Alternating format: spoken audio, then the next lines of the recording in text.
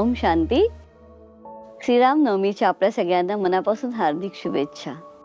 आपण त्या रामराज्यामध्ये राहण्याची कल्पना करतोय की महात्मा गांधीजींनी सुद्धा रामराज्याची संकल्पना केली होती.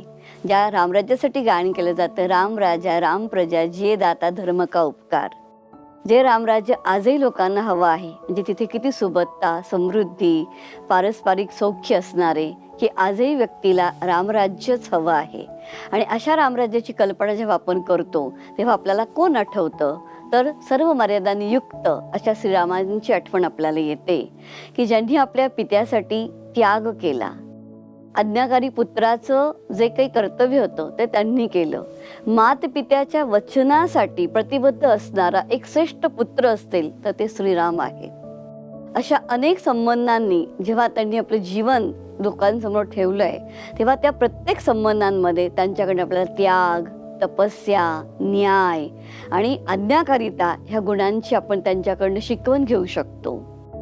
मर्यादांनी युक्त असं आयुष्य देवतांचं गायन आहे, मर्यादा पुरुषोत्तम. तर मर्यादांनी युक्त जीवन, डिसिप्लिन युक्त लाईफ जे असतं ते नक्कीच मनुष्याच्या जीवनाला एक वेगळा आकार देतो. जसं आपण बघतो की एक नदी असते, ती जेव्हा आपल्या मर्यादेमध्ये वाहते तेव्हा ती लोकांचं जीवन सुजलम सुफलम बनवते. पण जेव्हा तीच नदी आपली मर्यादा ओलांडते तेव्हा काय होतं, लोकांचं जीवन उद्ध्वस्त करते.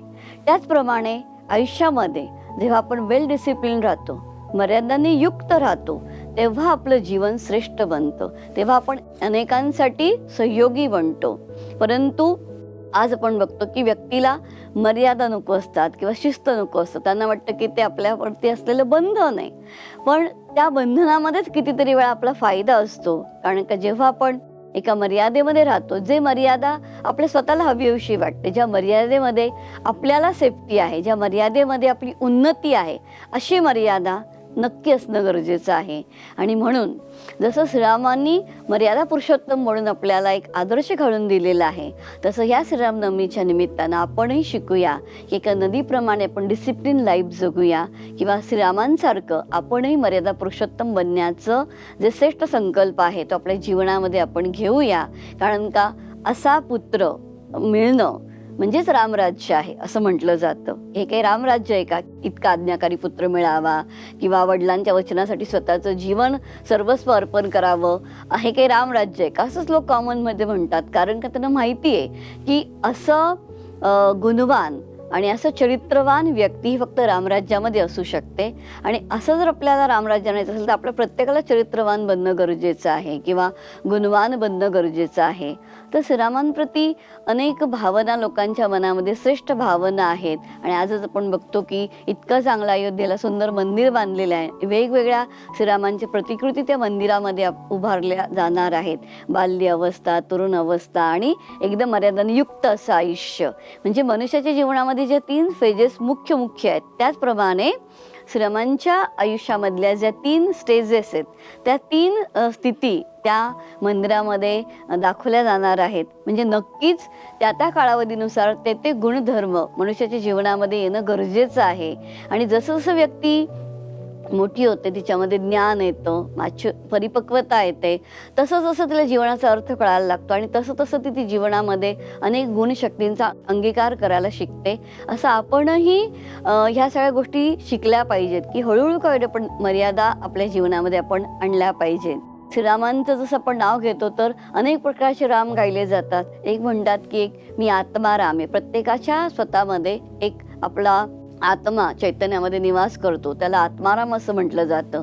दुसरं दशरथ पुत्र श्रीराम यांचं गायन केलं जातं. तिसरं राम म्हणजे परमात्मा राम, जे गुणांचे शक्तींचे सागर आहे. जसं आपण रामेश्वरममध्ये बघतो की श्रीरामांनी देखील रावणाशी युद्ध करण्यापूर्वी कोणाची पूजा केली आहे, तर रामेश्वरममध्ये ज्योतिर्लिंगम परमात्म्याची पूजा केलेली आहे आणि त्यांच्याकडनं शक्ती प्राप्त केलेली आहे. तर जेव्हा आपल्यालाही रामराज्याची प्राप्ती करायची असेल किंवा रावणावरती विजय मिळवायचा असेल तर आपली ही मन बुद्धी ती परमात्मा रामाशी जोडली गेली पाहिजे. जेव्हा सातत्यानं आपण गुणसागर, शक्तिसागर, परमात्मा पित्याची आठवण करतो, परमात्मा रामाची आठवण करतो, तेव्हा आपल्या जीवनामध्ये सुद्धा ते सगळे गुण आणि सगळ्या शक्ती येतात आणि त्याच्या आधारेच आपण एका नवीन रामराज्यामध्ये जाण्यासाठी लायक बनतो किंवा पात्र बनतो किंवा आपलं जीवन हे रामराज्य बनतं. असं म्हणतात की आपला आतला रावण मेला तर रामराज्य येणार आहे. मग आतला रावण मारणं म्हणजे काय? आपल्यामध्ये जे अवगुण आहेत किंवा आपल्यामध्ये जे वाईट सवयी आहेत किंवा विकार आहेत, यांना जेव्हा आपण आपल्या मनोबलाच्या आधारे, परमात्म्याच्या आठवणीच्या आधारे याच्यावरती जे आपण विजय प्राप्त करू, तेव्हा खऱ्या अर्थानं आपल्या जीवनामध्ये रामराज्य येणार आहे. आणि आपल्या जीवनामध्ये रामराज्य आलं, आपलं जीवन स्वर्णिम झालं की ऑटोमॅटिकली काय होणार आहे? जगसुद्धा जे आहे ते रामराज्यामध्ये परिवर्तित होणार आहे. तर ह्या श्रीरामनवमीच्या निमित्तानं आपण सर्वजण श्रेष्ठ शुभकामना किंवा श्रेष्ठ संकल्प घेऊया की मर्यादा पुरुषोत्तम रामाप्रमाणे मर्यादा पुरुषोत्तम बनायचं असेल आणि जर रामराज्यामध्ये आपल्याला जायचं असेल तर आपण परमात्मा रामाची आठवण करूया आणि आपलं जीवन स्वर्णिम बनवूया. ओम शांती.